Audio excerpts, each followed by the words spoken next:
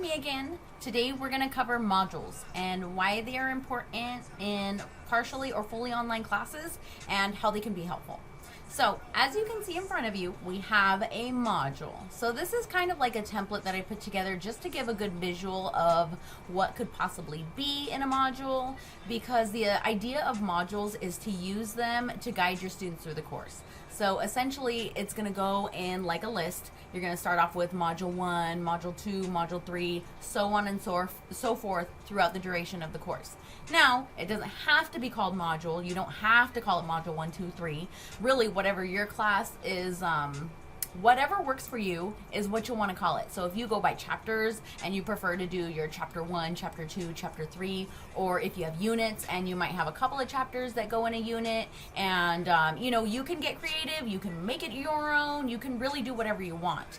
If you had something that was like a unit that covered a good chunk of time, I have seen, and I think it's helpful to add the date. So maybe unit 1, weeks 1 through 4. So that just gives the student the idea of, okay, so this module goes for this duration of time. So now that we've got that out of the way, the module naming convention, you make it up, you figure out what you like, figure out what works for you, and then just go with that. But the idea is to put them in order and to make sure that each module has everything that the student needs or will need to absorb the information you're trying to give them for that duration of time. So if your modules are set up in weeks, during that week, if you were in person, what would you normally provide the student in the sense of materials to really capture the main themes of what you're teaching them? Do you have some handouts? Do you have a PowerPoint? If it's an online class, are you making a quick lecture video? Anything like that. Do you use outside source videos or outside URLs, websites that they can get information off of or that they need to get information off of for some of the assignments that are coming up? Essentially, you want your module to have all of that and in basically like a list order of what they should consume when and in which order, so that they can kind of flow through the course in the best way that you line out for them, because you're going to know what they need to learn and then kind of put those pieces together in order. So modules allow us to put all those pieces in there to really give the student a one-stop shop for all of what they need for that week. So at the beginning, you can see that we have a module overview.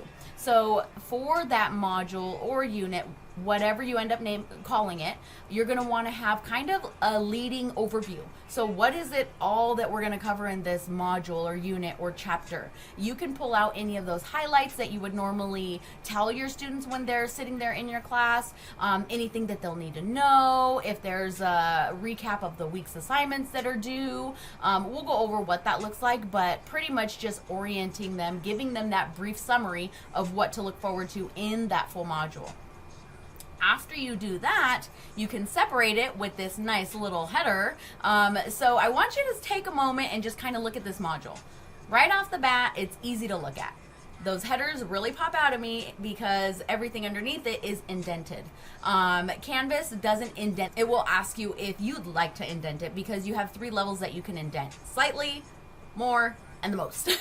So depending on how you want to, structure that, you can pick it, but you can see right off the bat that things do stand out, they do jump out at you, and it is easy to visually follow what's going on there. So over here we have the weekly curriculum coming after that summary of the module, and right here is going to go all of that meat and potatoes of the week. So all of that information, all the chapter material, all those additional resources are going to go right below.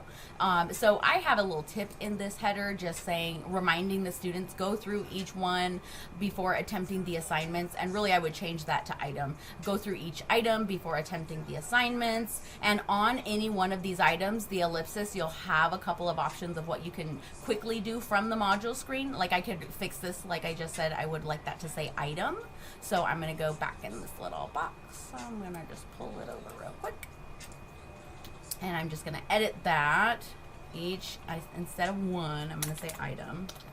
Go through each item before attempting the assignments. Save.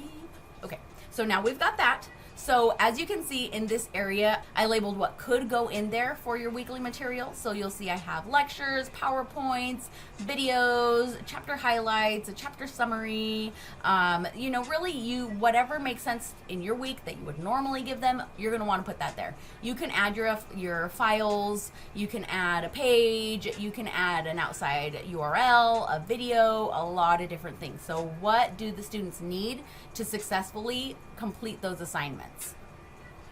Then you're going to go down to your module assignments, and then anything that you would normally assign during the week, whether that be a handout or an assignment that you're building into your course or a discussion that you want them to participate. You know, these headers do a really great job at separating that information and just making it easier on the student as they go through each week. And down below at the bottom, I always place my student resources, so anything that's going to help them. So in this case, I have how do I upload my assignment? How do I find feedback on my assignments that I'm submitting? So those kind of things students do end up asking after they or during the assignment or after the assignment. So it's nice to have those resources if they're available to you, or even just explaining to them of how to get that stuff done, because we do get a lot of questions from students that, you know, how do I see my feedback? I got feedback, you know, and a teacher may take a lot of time putting in feedback on their assignment, and the students really never know because they don't even know how to check it. So I like to include resources like that just to make sure that they're, you know, really getting the most out of the class. So this is pretty simple, pretty basic, and it's just a nice framework to really mold out the timeline of your class and really direct students in a linear fashion, so they're going one item at a time.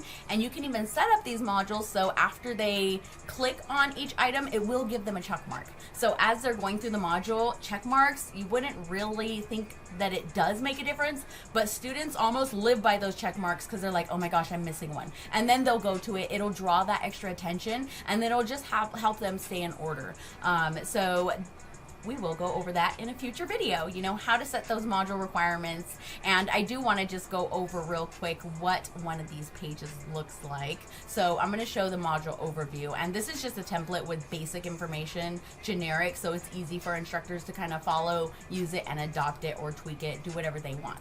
So I'm going to show a quick overview of the module. So here we have the structure. Really, you know, again, I like to use those indentations because it does draw the eye a lot nicer than if they're not used. And then I like to do colored headers. I like to do my line separations.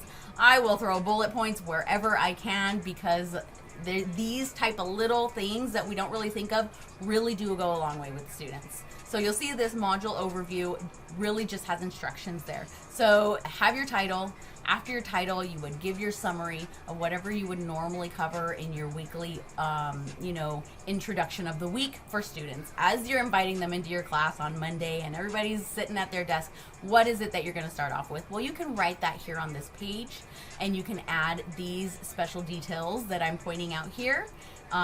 Use those line breaks to then separate, you know, whatever is going to be addressed that has to do with either Common Core or student learning outcomes. You can list it right on that page so students really do get a sense of, oh, that's the goal for this week or this unit or this module. And then again, I like to recap resources. It's nice to place them in more than one place, just so when students are clicking around, they may find it in the modules, they may find it on the overview page, and then you also just give them different ways to flow through the class, because some students will love the modules, some students will love to live off of overview page, or, you know, just flow through the class in a way that's comfortable to them. So this module is kind of like a recap of the full module. And then down below, I have an area for assignments due this week, because it's nice, again, to readdress, oh yes, you saw in the modules what's there, but you can verify on this overview page there are really only 2 things, or however many things. All right, guys, I hope some of that was helpful, and I hope that you like these videos. And if you want to give me other ideas of what you would like to learn, I've got a lot in here, so just shake it out and give me some ideas over there in the comments. All right, you have a great day. We will see you next week with another video.